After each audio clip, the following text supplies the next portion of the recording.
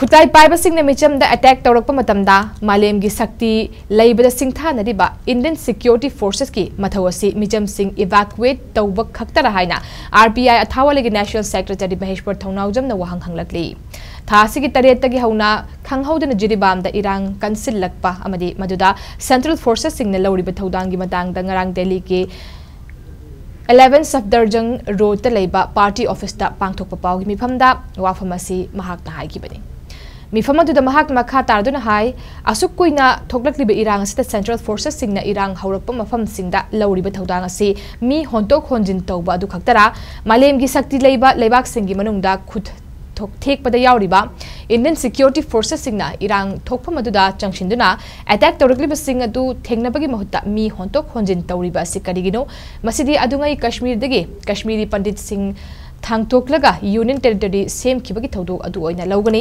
asigumba thodok asi makha tana thoklaktana bangasigi lenga kasina hena economic ing changfam thoi irang asigi asum makha chathaduna leiraga Central Forces singna mi hontok honjin tawbagi haina bi asi tawhandana irang asigi mabung phaba waroshin ama puraknaba kanna honaba mathou matam oiri haina mahakna makha takhi.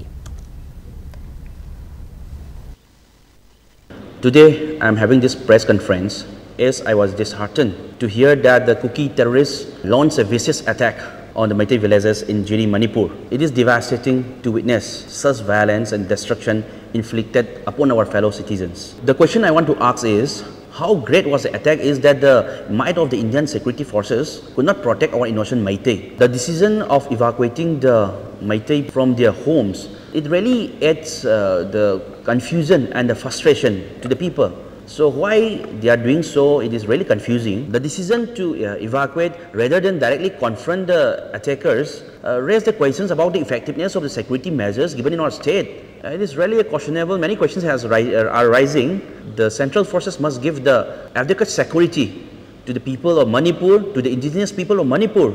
We must recognize that the evacuation process will not be the solution.